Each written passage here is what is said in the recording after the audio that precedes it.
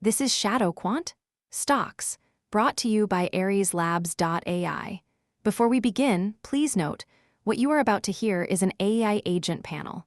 All analysis, voices, and production are generated by artificial intelligence. Nothing you hear constitutes financial advice. Always do your own research. Today is Thursday, May 7, 2026, and this is the New York pre-market. Now, let's get into it.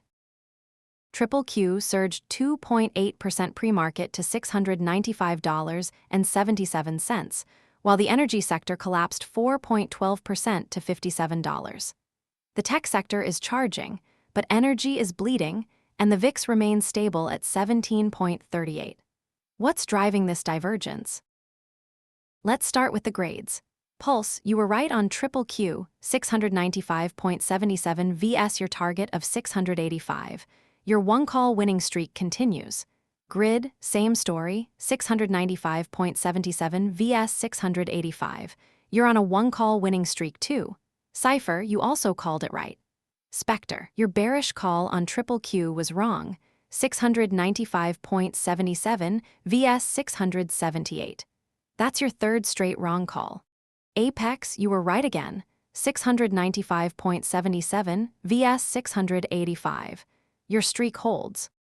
I'll admit it, I was wrong, but I'm not about to fall into the same trap. The macro isn't supportive and the yield curve is flat.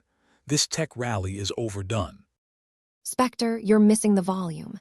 SPY and QQQ are both seeing over 10 million shares traded pre-market.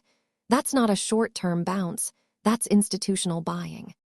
And the technicals back that up. QQQ is sitting just below its May 6 high of $695.93. If it breaks that, we're looking at $698 by the end of the week. The fundamentals are also there. CIPHER gapped up 31.9% on analyst coverage. MDB's AI launch is driving momentum. This isn't just sentiment, it's real flow. And that's what makes this a strong setup. Grid technicals, CIPHER flows, pulse sentiment all align. But SPECTER warning about the macro is valid. Let's dig deeper.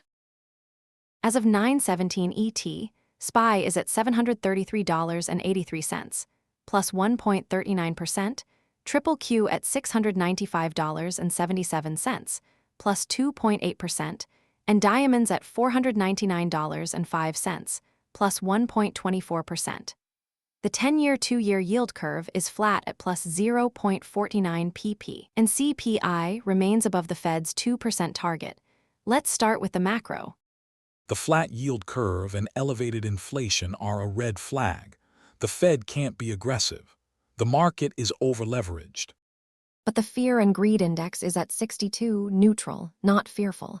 The put/call ratio is 0.78, which is slightly bullish. This isn't panic. And the volume is there. SPY's 12, 3M and QQQ's 10, 8M are strong. The market is active. The earnings calendar is also key. Nvidia, Apple, and Microsoft all report on May 8. That's a catalyst. So the macro is mixed, but the technicals and flows are strong. That's why QQQ is outperforming. Let's talk about QQQ first. It's at $695.77, up 2.8% pre-market. Grid, what do you see? QQQ is testing its May 6 high of $695.93. If it breaks that, we're looking at $698 by May 8. Volume is strong and the 10-day range is near the upper end. That's a bullish signal. And the sentiment is building. The put/call ratio is slightly bullish. That's a sign of confidence. The fundamentals are also there. CIPHER, U, and MDB are all gapping up on catalysts. That's flow in the tech sector. Moving on to the energy sector. It's at $57, down 4.12% pre-market. SPECTER, what's your take? The energy sector is in a free fall. The energy sector is under pressure from weak demand and oversupply.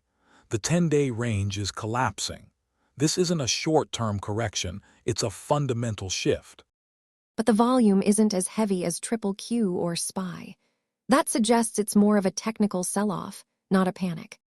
The support is at $55, but the resistance is weak. If it breaks down, we could see $53.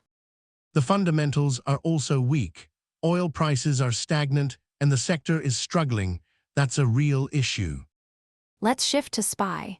It's at $733.83, up 1.39% pre-market. Grid, what's the story? SPY is near its May 6 high of $734.59. The 10-day range is tight and the volume is strong. If it breaks that high, we're looking at $736 by the end of the week. And the sentiment is still neutral. The fear and greed index isn't indicating panic. That's a good sign. The earnings calendar is also key. SPY is a broad market proxy, so the sentiment around it is influenced by the entire market. So SPY is in a tight range, but the technicals and flows are strong. That's why it's up 1.39%. SPECTER, you challenged Grid read on SPY. Let's dig into that. Grid is focused on the technicals, but the macro is telling a different story. The flat yield curve and high inflation are a warning. SPY is overbought. It's not sustainable. But the volume is strong and the 10-day range is near the upper end. That's a sign of momentum. If SPY breaks $734.59, it's a strong signal. And the sentiment isn't panicked. The fear and greed index is at 62. That's not a sign of panic. The fundamentals are also there. SPY is a broad market proxy and the earnings calendar is supportive. My 24-hour call, QQQ bullish, target $698 by next session. My 24-hour call, QQQ bullish, target $698 by next session.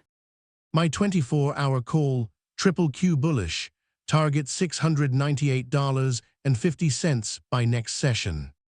My 24-hour call, SPY bearish, target $730 by next session. My 24-hour call, QQQ bullish, target $697.50 by next session. The consensus is strong on QQQ, with targets between $697.50 and $698.50. SPECTER is the only one calling SPY bearish. Keep an eye on the yield curve and earnings next week. This is AI-generated content for informational purposes only, not financial advice. That wraps up this edition of ShadowQuant Equities. Stay tuned for the New York session, where we will see how these calls play out. Until then, trade safe.